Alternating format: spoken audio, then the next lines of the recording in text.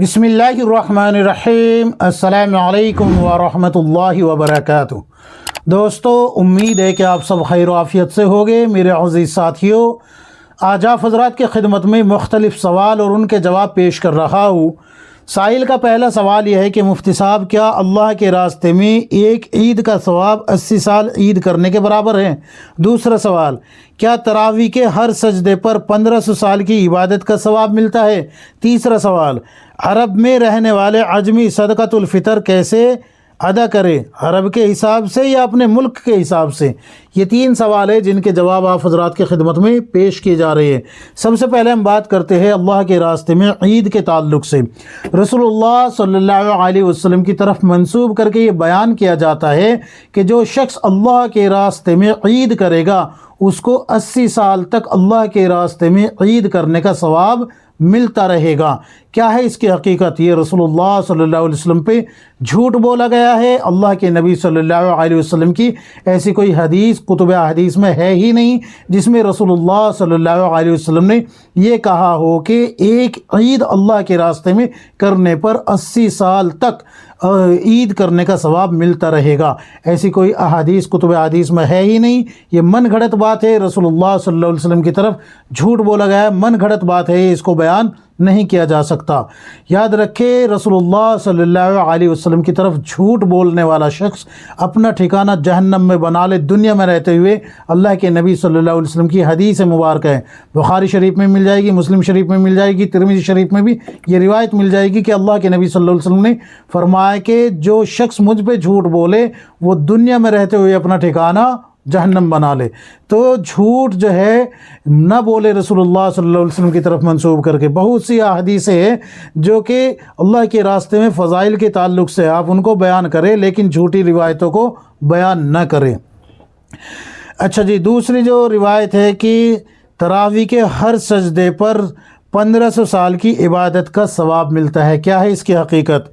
ये रिवायत आपको शोबुल ईमान जिल्द नंबर 5 सफ़ा नंबर 241 हदीस नंबर 3362, ये मैंने पूरा हवाला आपको दे दिया, इसको देख लीजिएगा। शोबुल ईमान में जब आप खोल के देखेंगे इसको तो ये रिवायत आपको मिल जाएगी।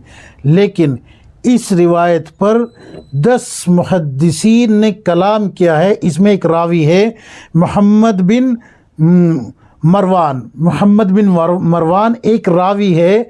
इस पे जो है मुहद्दिसीन 10 मुहद्दिसीन और ऐसे जैसे कि इमाम बुखारी रहमतुल्लाह अलैह जैसे अज़ीम जो इमाम हैं हदीसों के, उन्होंने जो है कलाम किया है और कलाम करने के बाद बिल्कुल साफ़ लफ्ज़ों में लिखा है कि ये मतरूक है, कज़्ज़ाब है, ये झूठी रिवायतें करता है, सिक़ा रावियों से झूठ बोल बोल के रिवायतें गढ़ता है, ये गढ़ने वाला है, रिवायतों को गढ़ने वाला है। लिहाजा इस रिवायत को बयान करने की इजाज़त नहीं है। अगरचे इसके अंदर फ़ज़ाइल बहुत आए हैं कि रसूलुल्लाह सल्लल्लाहु अलैहि वसल्लम ने फरमाया कि जो शख्स माह रमज़ान में एक सजदा करता है तो उसको 1500 साल की इबादत का सवाब मिलता है। पूरे रमज़ान में हर सजदे के ताल्लुक़ से है, हर नमाज के सजदे के ताल्लुक़ से, खाली तरावी के ताल्लुक़ से नहीं। लेकिन ये जो रावी है मोहम्मद बिन मरवान, इस पे 10 मुहद्दिसीन जो कि इमाम बुखारी रहमतुल्लाह अलैह जैसे हैं उन सब ने जो है कलाम करके जरह करके इसको मतरूकुल हदीस और कज़्ज़ाब वाही ऐसे जो है अलकाब से नमाज के इसकी रिवायतों को तर्क कर दिया और बयान करने से और किताबों में लिखने से मना फरमा दिया कि ना ही तो इसकी कोई रिवायत किताब में लिखी जाएगी, ना ही बयान की जाएगी और ना ही उससे इज्तिहाद किया जाएगा, कुछ भी नहीं कर सकते। यानी कि ये कज़्ज़ाब रावी है, इसकी बुनियाद पे इस रिवायत को हम बयान नहीं कर सकते। जो हज़रत बयान करते हैं उनको जो है समझ जाना चाहिए, अल्लाह से खौफ खाना चाहिए, बिल्कुल भी बयान न करें। अच्छा, जो तीसरा सवाल किया गया है कि अरब में रहने वाले अजमी, अरब में रहने वाले अजमी से मुराद क्या है? जो अरब में रहने वाले इंडियन है, पाकिस्तानी है, बांग्लादेशी है, बर्मा वाले हैं वगैरह वगैरह, ये सब अजमी कहलाते हैं। तो इन सब के लिए सदक़तुल फ़ितर अदा करने का क्या तरीक़ा रहेगा? देखो भाई, अगर आप गंदम सदक़तुल फ़ितर में निकालते हैं तो फिर तो 1.25 किलो ही निकलेगी, चाहे वो आप अरब में रह के निकाल ले या अपने मुल्क में रह के अपने मुल्क में निकाल ले। तो चूँकि आप यहाँ 1.25 किलो जो कि एक मिक़दार मुक़र्रर है वो निकाल रहे हैं تو پھر تو آپ کہیں سے بھی نکال دیں، آپ اپنے ملک سے نکال دیں، چاہے جو ہے عرب میں نکال دیں۔ تو اگر آپ گندم نکال رہے ہیں یا کوئی اشیاء جیسے کہ کھجور ہے یا پھر جو ہے کشمش ہے، یہ ایسی جو اشیاء ہے، اسی طریقے سے جو ہے، تو یہ جو ہے نا ایک مقدار ان کی طے ہے، چاہے وہ عرب میں ہو، چاہے انڈیا میں ہو، چاہے پاکستان میں ہو، بنگلہ دیش میں ہو، وہ ساری جگہ ایک ہی مقدار ہے، یعنی کہ اس کی کوانٹٹی جو ہے وہ ایک ہی ہے، تو اس کو آپ کہیں سے بھی نکال دیں، اب ادا ہو جائے گا۔ لیکن اگر آپ قیمت نکالنا چاہتے ہیں تو جہاں پر آپ عید کریں گے، مثال کے طور پہ آپ عرب میں رہ رہے ہیں اور عرب میں ہی آپ عید کریں گے، تو اب آپ کو اپنا بھی اور اپنے اہل خانہ میں جو نابالغ بچے ہیں ان سب کا عرب کے اعتبار سے ہی صدقۃ الفطر ادا کرنا ہوگا۔ پھر چاہے وہ رقم آپ جو ہے اپنے ملک میں ادا کریں یا پھر جو ہے عرب میں ہی رہ کے ادا کریں، دونوں جگہ سے ادا ہو جائے گی۔ لیکن جہاں آپ مقیم ہیں، جہاں آپ کا قیام ہے، رقم اگر ادا کریں گے تو پھر وہیں کے اعتبار سے ہوگی۔ مثال کے طور پہ عرب میں آپ رہ رہے ہیں تو عرب کی ہی رقم جڑے گی، ریال ہی جڑیں گے کہ اتنے ریال صدقۃ الفطر ایک کا اتنا بنتا ہے، اور جو آپ کے ساتھ ساتھ آپ کے نابالغ بچے ہیں ان کا بھی شمار ہوگا، ان کا بھی وہیں کے اعتبار سے آپ کو ادا کرنا ہوگا۔ سمجھ میں آ گئی نا؟ اور اگر آپ اشیاء نکالتے ہیں، جو ہے گندم ہے، اسی طریقے سے کشمش ہے یا کھجور ہے، تو پھر یہ جو ہے مقدار طے ہو چکی ہے کہ بھئی یہ اتنی نکالنی ہے، تو پھر آپ اگر کوئی ان میں سے ایک اشیاء نکالتے ہیں تو پھر آپ چاہے عرب کے اعتبار سے نکال دیں یا عجم کے اعتبار سے نکال دیں، کیونکہ وہ تو مقدار طے ہے، اس میں جو ہے نا کوئی اختلاف نہیں آئے گا کہ بھئی وہاں کی قیمت ہے یا یہاں کی قیمت ہے، نہیں، وہ تو ایک بس جو ہے نا طے ہو چکی ہے کہ بھئی اتنی نکالنی ہے، 1.25 کلو گندم نکالنا ہے، چاہے وہ عربی اعتبار سے ہو یا عجمی اعتبار سے، وہ 1.25 کلو ہی رہے گا۔ لیکن قیمت اگر نکالیں گے تو پھر جہاں آپ عید کر رہے ہیں، جہاں آپ رہ رہے ہیں، وہاں کے اعتبار سے اپنی اور اپنے نابالغ بچوں کی صدقۃ الفطر وہاں کے اعتبار سے آپ کو ادا کرنا ہوگا۔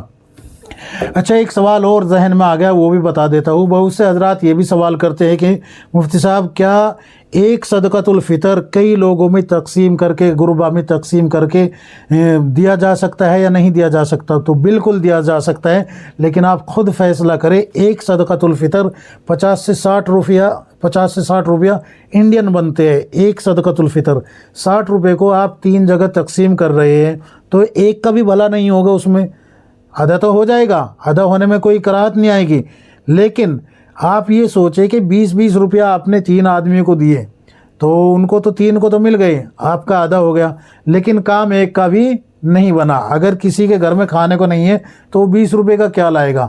ایک کپ چائے اپنے بچوں کو نہیں پلا پائے گا۔ تو بہتر یہ ہے کہ اگر آپ 10 فطرانے نکالتے ہیں، صدقۃ الفطر 10 نکالتے ہیں، تو 10 آدمیوں کو ایک ایک دے دیجئے۔